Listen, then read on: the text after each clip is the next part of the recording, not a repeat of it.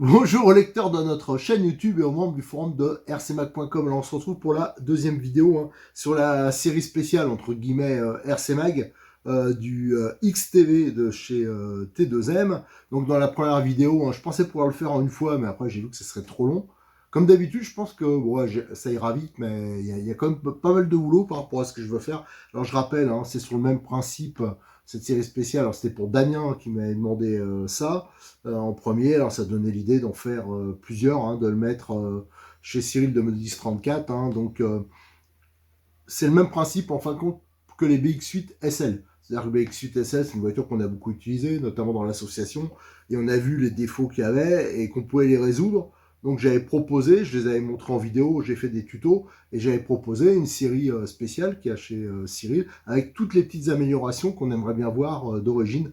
Et on va faire la même chose pour le XTV, qui est vraiment une très bonne voiture. C'est XTS, XTV, c'est vraiment de bonnes voitures. Donc ça, j'ai expliqué ça sur la première vidéo. Et il y a des petites choses qu'on peut améliorer. Et il y en a qui sont pas trop bricoleurs. Alors tout ce qu'on leur a montré qu'il fallait faire, des fois ça les embête un peu. Alors notamment Damien qui avait déjà pris le Big Suite SL, alors il voulait la même chose sur le XTV, c'est pour ça que je me suis lancé là-dedans. Alors dans la première vidéo, on a éliminé le problème du pincement qui est beaucoup trop important d'origine, donc ça je vous ai montré, on l'a fait avec un banc de réglage, donc là c'est nickel, et on s'est occupé aussi du contrôleur. Maintenant on va s'occuper de toute la partie, le palonnier alu, et le système de direction qu'on va passer sur roulement, on va changer les vis, tout ça. Juste une précision, dans la première vidéo, j'avais pas toutes les infos parce que je me suis lancé là-dedans et j'en avais juste discuté avec Cyril comme ça. Pour les batteries, j'ai dit que c'était des batteries Apsima, des 6002, donc pour avoir une bonne autonomie, tout ça qui serait livré avec. Ça dépendra. Ce sera toujours des 6002, mais pour la marque, ça peut varier parce que, en fin de compte, les approvisionnements, là, surtout là, actuellement, on est en période de Noël, ça file hyper vite et chez les distributeurs, des fois, il n'y a pas tout ce qu'il faut, mais comme il y a des approvisionnements multiples et ça sort de la même usine, donc il a aussi des batteries 6002 et qui sont encore un peu plus péchues, des 80C. Donc c'est peut-être ça qu'il y aura aussi dedans, ça peut alterner. C'est comme je vous dis, le chargeur, c'est selon les arrivages, mais en fin de compte, c'est toujours le même chargeur. C'est juste que ça change la marque. Donc l'équipement, il reste traçable. Donc je rappelle, le principe, c'est une voiture tout équipée comme moi. Si je voulais cette voiture-là, voilà, je sais pas, moi, quelqu'un me demande qu'est-ce que tu me conseilles, voilà, c'est comme ça que je le conseillerais moi. C'est pour ça que j'ai fait cet ensemble. Ce sera un ensemble complet qui va être disponible sur son site. Donc avec le chargeur qui va bien, voilà, le minimum je pense qu'il faut, une batterie mais pas du bas de gamme, une batterie déjà correcte avec de la capacité pour avoir de l'autonomie et toutes les petites modifs que j'ai toujours préconisées sur cette voiture. Allez, on attaque direct donc avec cette histoire de commande de direction. Et donc on va commencer par cette direction. Alors je vous avoue que j'ai débloqué les vis déjà, parce que je voulais voir s'il y avait besoin de chauffer, parce que ça m'est déjà arrivé, le frein filet. Donc les vis là on essaie de desserrer, ça se débloque en bas, et après c'est infernal pour le desserrer. Alors là j'ai réussi à le débloquer. Alors j'ai une petite astuce moi, c'est que je mets la clé, comme ça, et hop, je tape un petit coup à l'extrémité, ça fait un petit choc, et généralement ça les décolle. Alors là il faut bien sûr de très bonnes clés, et là c'est monté au frein filet. Voilà, donc ça, on va le démonter, c'est bon. Bon, c'est vrai que j'aurais pu utiliser le tournevis électrique parce que comme je l'avais déjà décoincé. Mais alors faites attention, c'est des vis à tête bombée, donc ça a tendance à foirer un peu plus facilement. Alors ça, ces vis là, on va bien sûr les remplacer. Voilà. De toute façon, on va falloir démonter quasiment toute la partie sauf cerveau, direction, pour mettre les roulements déjà. Voilà.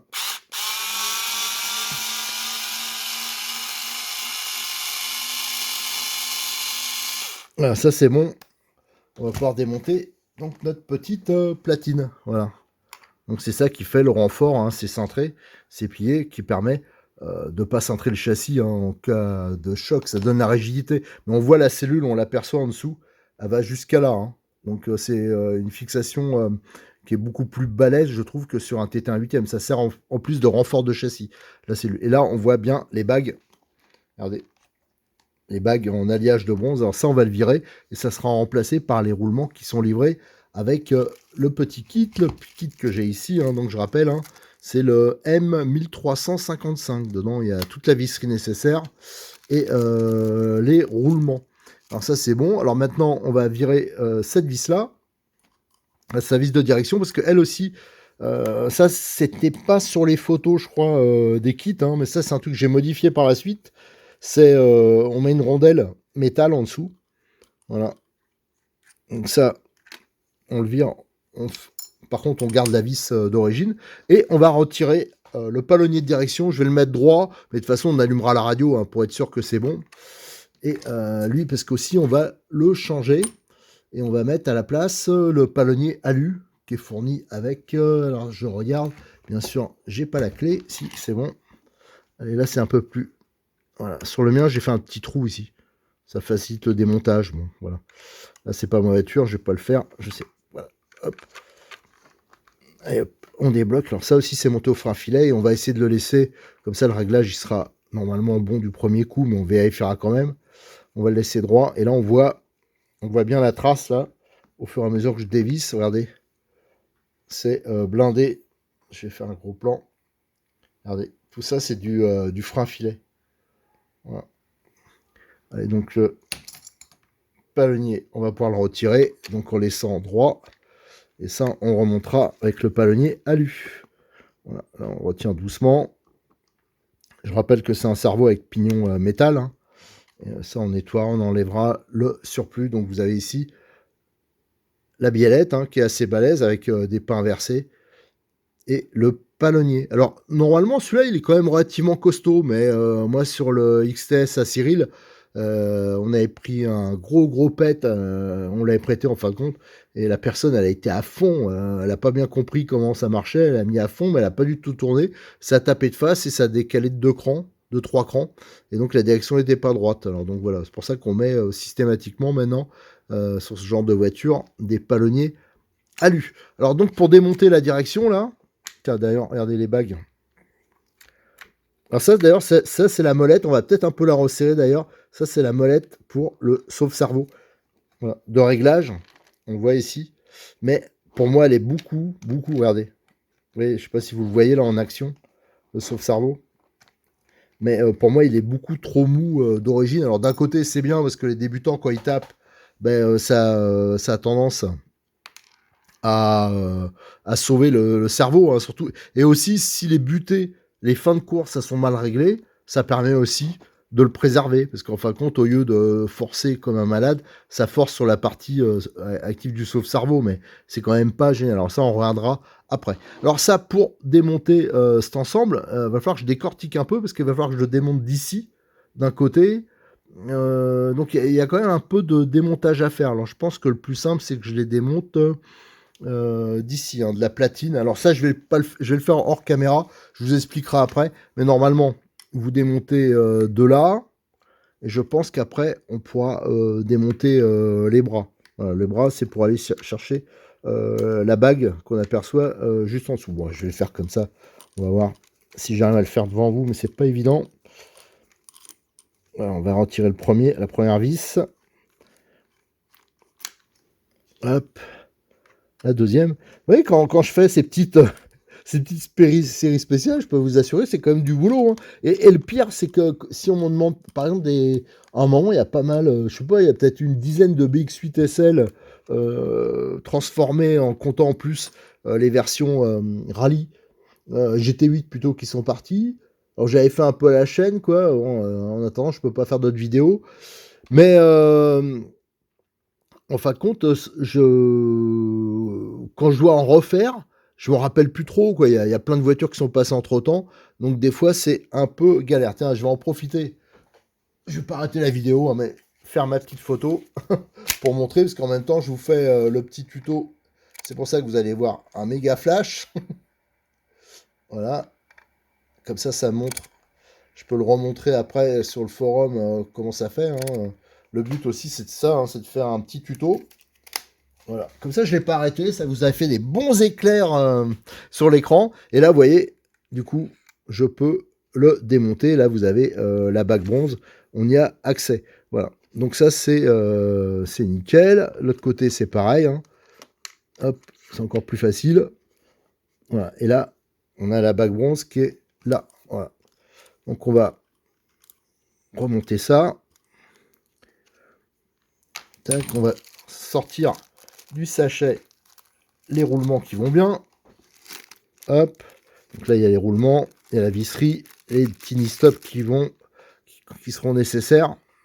Écoute, je pousse ça. Et on va enquiller. Alors l'idéal, mais j'ai pas le temps de faire ça. Je peux pas me lancer à faire toutes les modifs que j'ai fait sur ma voiture. Mais l'idéal, ça serait de démonter l'axe en alu et de le remonter au frein filet balèze en dessous. Mais bon, ça je peux pas faire tout non plus. Hein, mais je vous explique au fur et à mesure les choses que vous pouvez faire en plus. Et là, de toute façon, ça se desserrait pas, donc ça doit être pas mal. Alors, on enquille les roulements. Ensuite, on va pouvoir remonter le renvoi. Je pense que c'était comme ça, dans ce sens-là, ouais. Et tandis que celui-là, je vais en profiter pour le régler. Alors, il faut que je trouve la clé qui va bien. Allez, je vais chercher la clé qui va bien pour faire le réglage. Et je reviens vous expliquer comment on fait. Et bien finalement, on va le laisser avec le réglage d'origine parce que moi, je veux pas abîmer. Hein, ça serait, comme c'est pas ma voiture, je veux pas tout abîmer. Que je vous explique. Ça, l'écrou, ils l'ont monté et il y a un ressort en dessous. Hein, et ça permet de régler l'effet du sauve-cerveau. C'est-à-dire pour que ça soit plus ou moins dur. Là, pour moi, c'est un peu mou, mais ça a l'avantage d'absorber les chocs, hein, surtout avec les grosses roues. Alors, je pense qu'on va le laisser comme ça, c'est plus prudent. Parce que, vous voyez ici, vous avez la pièce alu dans le plastique et ici, vous avez un méplat. Voilà, je vous fais un petit zoom. Regardez, le méplat ici. Et quand on essaye de tourner, comme ils l'ont monté, je pense, au frein filet, ça entraîne l'ensemble et là, ça tendance à tourner dedans. Donc, c'est pas bon. Ça, c'est un truc à faire un massacre. Alors, c'est pas grave, on va le laisser comme ça. Mais si après, vous démontez tout pour un entretien, tout ça, c'est peut-être quelque chose de pas mal de régler la partie sauve-cerveau pour le mettre un poil plus dur. Mais tout ça, hein, je précise bien, c'est sous réserve que vous ayez parfaitement réglé vos fins de course. Hein. Voilà, ça c'est vraiment important. Voilà. Donc là, je remets les vis. Donc là, il faudra vraiment vérifier que ça bride pas. Est-ce qu'on peut le serrer à fond sans que ça bride? Ça, il faudrait que je démonte. Bah, je vais déjà mettre les vis et après on vérifiera. Parce que ça, c'est important, bien sûr, de ne pas tout brider. Voilà. Donc là, on va mettre ici. Là, je fais un peu sans visibilité. Tac. Est-ce que... Voilà. Oh, voilà, là, c'est bon. Il faut bien sûr serrer bien droit.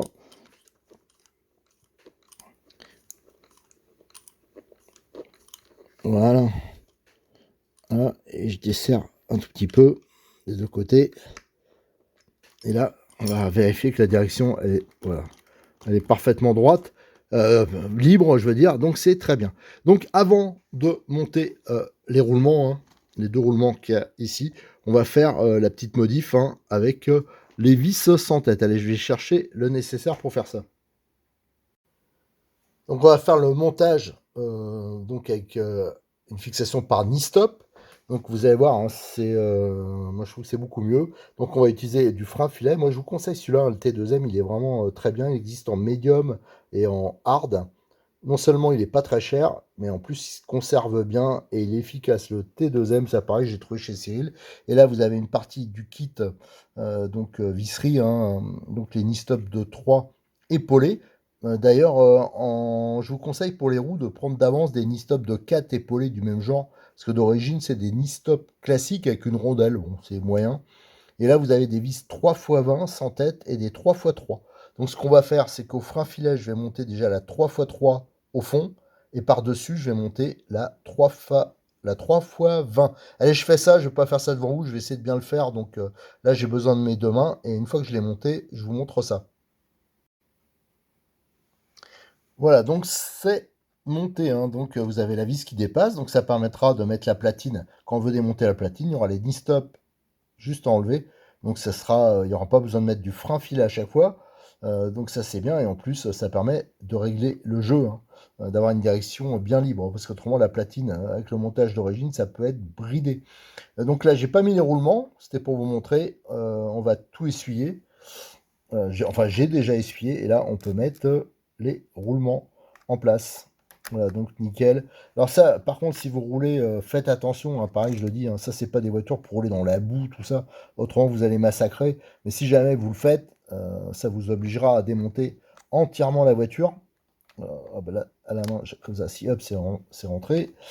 Pour s'occuper des roulements, n'oubliez pas ces roulements-là, hein, qui sont particulièrement sensibles s'il y a de l'eau qui va dedans. Alors donc, de temps en temps, vous pouvez mettre une petite goutte d'huile. Je vous ai déjà montré, il y a un petit applicateur Tornado, là, du même distributeur de chez TDM, qui est vraiment nickel pour ça.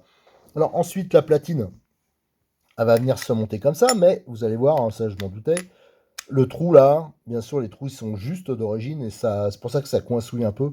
Donc ce qu'on va faire, alors ça pourrait rentrer, hein, mais moi je vais les repercer à 3,25 et à 3,25 ça rentrera. Vous allez voir, nickel. Je vais aller faire ça tout de suite. Donc j'ai repercé à 3,20 les trous, hein, j'ai bien ébavuré. Vous allez voir, hop, là ça rentre nickel. Donc ça c'est impeccable. Et là il faut juste appuyer pour l'enquiller et on va pouvoir remonter les vis. Mais avant de faire ça, tiens, il aura un petit bonus. Je vais vous montrer, hein, parce que je vous parlais de la lubrification, des petits roulements de précision comme ça. Donc c'est celui-là, hein. Ça j'en parle il n'y a pas longtemps que j'utilise, enfin il y a quand même un petit moment. Mais c'est vraiment très bien parce que pour les roulements, justement pour les roulements ou les bagues, tiens par exemple pour le moteur, tiens je regarde, le truc il est en train de se barrer. Je sais pas si elle est bien enquillée, je regarderai ça. Non, si c'est bon. Je croyais que le radiateur il était un peu de travers. Au niveau, voilà, ça permet d'aller, c'est un applicateur en fin de compte, voilà, de précision. Ça permet d'aller mettre la petite goutte d'huile. Alors comme c'est de l'huile ultra fluide, ça pénètre bien. Et c'est vrai que pour des endroits comme ça, où les bagues moteurs, ici vous avez par exemple une bague en bronze, ça c'est bien de la protéger, de bien la nettoyer et surtout de la lubrifier de temps en temps. Il y en a une de chaque côté.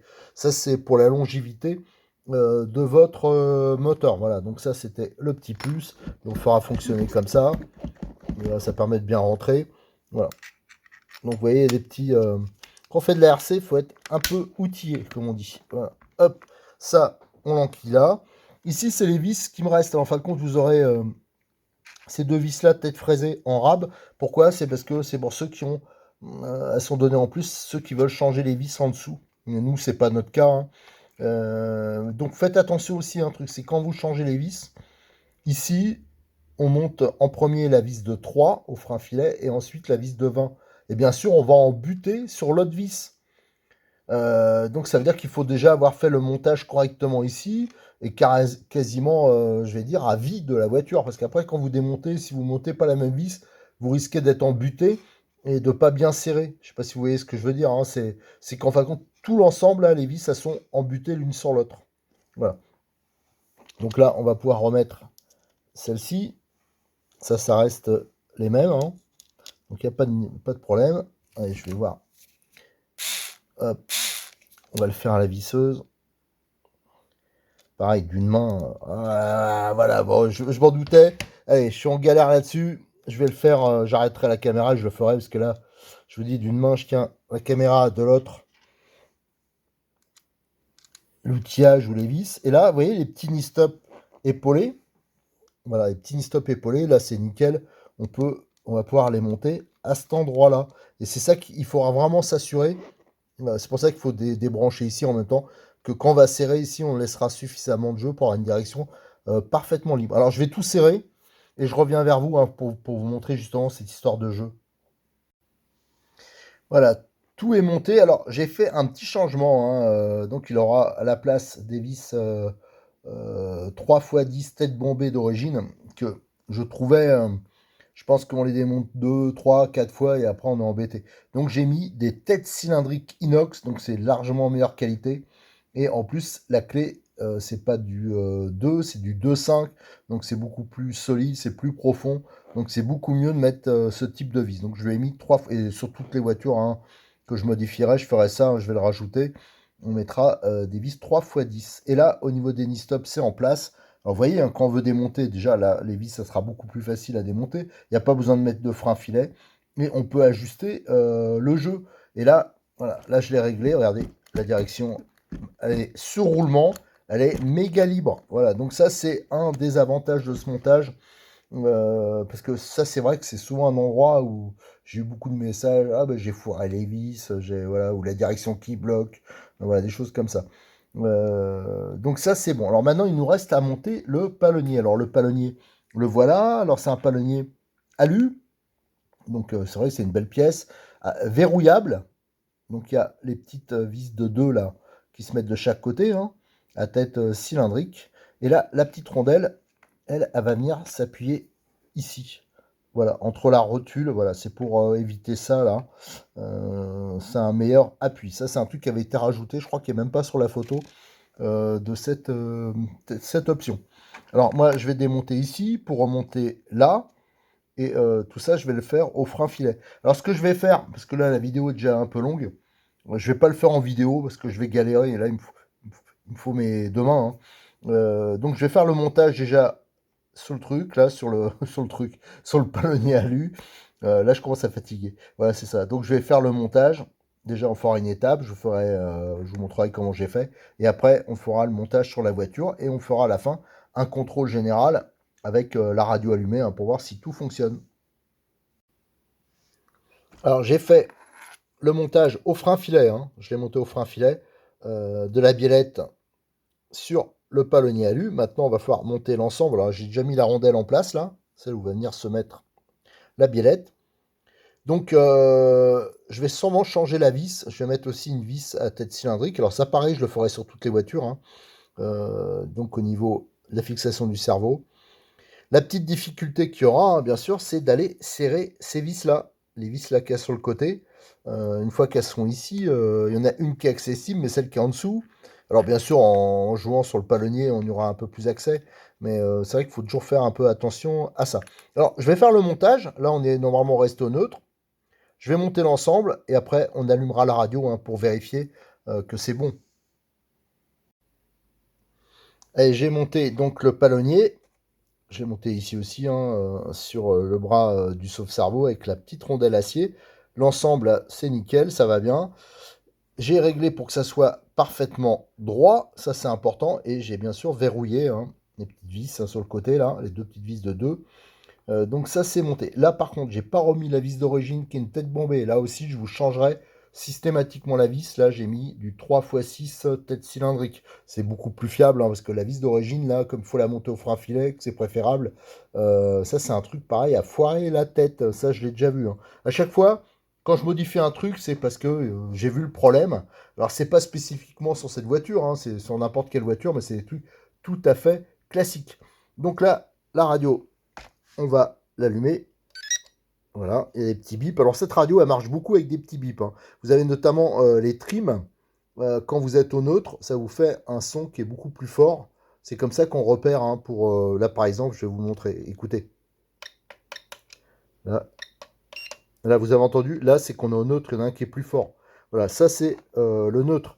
Donc la commande. On peut voir qu'il y a un premier... Alors déjà, au niveau gaz, on va vérifier qu'on est plein gaz. Alors plein gaz, c'est au niveau du contrôleur. Vous allez voir, il y a la lampe qui s'allume en clignotant. Et quand on est plein gaz, elle s'allume en fixe. Ça, c'est important de vérifier. Parce qu'il y en a, des fois, ils disent, ah ben, elle avance pas la voiture. Mais c'est parce qu'ils ont un problème. La course n'est pas bonne. Il faut recalibrer le contrôleur. Ou alors, des fois, vous avez des radios, on peut régler la course maximum du contrôleur, hein. C'est-à-dire qu'on peut le brider. Et c'est simplement qu'il est bridé. Alors, on va voir, on va accélérer doucement. Alors, bien sûr, j'ai pas allumé la voiture. Ça aidera peut-être si on l'allume. Voilà. Donc, vous voyez, ça clignote et ça fait un bruit à l'allumage. Et là, ça clignote. Vous avez vu, en plein gaz, je vais refaire. Vous allez voir, au début, ça clignote. Et plein gaz, ça va rester allumé en permanence. Ouais. Là, on est à mi-gaz. Ça clignote. Là, on est plein gaz. Alors, déjà, un premier truc. J'ai monté la batterie LiPo. Je peux vous assurer que c'est pas du tout la même. Là, on sent qu'il y a un peu de pêche déjà. C'est pas du tout pareil qu'avec la batterie d'origine, hein. Là, quand j'accélère, on sent qu'il y a quand même du couple. Alors, pour la direction, déjà, je sais, j'ai pas encore essayé, hein. Là, j'allume vraiment en même temps que vous. Je sais déjà qu'il y aura un problème. C'est parce que cette biellette, elle est réglable. Et tant mieux, ça c'est même très rare. Mais on peut voir que les roues sont braquées. C'est normal parce que le bras ici, ils sont pas parallèles. Ça devrait être voilà, dans l'alignement ici. Et on voit qu'il est décalé. C'est pas dans l'alignement. Donc ça veut dire qu'on aura une direction, ce sera pas la même à droite et à gauche au niveau. Surtout qu'on peut pas les régler séparément. Il faut vraiment que le bras ici, ça soit parfaitement parallèle. Alors vous voyez, ça fait. Quand je dis qu'il y a du boulot pour le faire comme je veux, ouais, il y a vraiment du taf, quoi. Ça, c'est plein de petites choses, mais qui sont vraiment très importantes. Parce que là, autrement, vous aurez, même en réglant vos fins de course, vous aurez pas le même braquage à droite qu'à gauche. Et automatiquement, vous aurez sûrement un côté où ce sera embuté. C'est comme ça qu'on nique tout. Déjà, la tenue de route, elle sera pas optimum. Et en plus, vous risquez de tout abîmer. Alors, je vais régler le bras. Là, il faut le réduire pour que ça soit bien parallèle. Voilà, j'ai réglé la longueur, donc j'ai diminué hein, pour avoir que ça soit ici parfaitement dans l'axe. Ça, c'est vraiment un réglage important parce que autrement, vous aurez, je vous dis, un braquage qui sera pas pareil à droite à gauche. Alors là, j'ai allumé la radio. Hop, je tiens comme ça. On va regarder le braquage hein, d'origine. Vous allez voir que hop, et on est embuté tout de suite. Regardez, ça braque beaucoup trop. Voilà, là, vous voyez, je tourne. Et après, regardez, toute cette partie-là, ça sert à rien. C'est le sauve-cerveau là qui s'enclenche, regardez, qui agit. Donc là, pareil, hein, regardez, ça force. À partir de là, à partir d'ici, ça sert à rien. C'est le sauve-cerveau qui joue. Alors là, je peux vous dire que le cerveau, il en prend plein la tête. C'est comme ça qu'on les flingue. C'est pour ça qu'il y a souvent des débutants, 2 semaines après, ou des fois même avant, ils disent ah ben le cerveau il marche plus. Donc c'est important sur les notices, c'est bien indiqué, mais c'est rarement fait. Alors là, il va falloir faire le réglage. Ici, vous avez donc le réglage de la fin de course. Là, c'est maxi. Hein. Moi, c'était comme ça d'origine. Donc, on va commencer à le diminuer un peu au fur et à mesure. Et on va voir. Hein. Là, c'est toujours trop. Allez, je diminue. Voilà. Cette partie-là, encore trop. Vous voyez, il faut énormément le diminuer. Là, je regarde de l'autre côté. De l'autre côté. Voilà. On va le diminuer encore un peu. Encore un peu. Et vous voyez, hein, c'est pas... Voilà. Voilà. Pour moi, là, c'est bon. C'est embuté. Mais comme le sauve-cerveau est très mou, on est dans la limite là, mais là ça permet quand même de garder un bon braquage. Alors j'enlève un tout petit peu quand même. Voilà. Voilà. Là on est bon. Le cerveau il force pas comme un malade. Donc ça c'est nickel. Et on a vu qu'au niveau gaz-frein, c'est parfait aussi.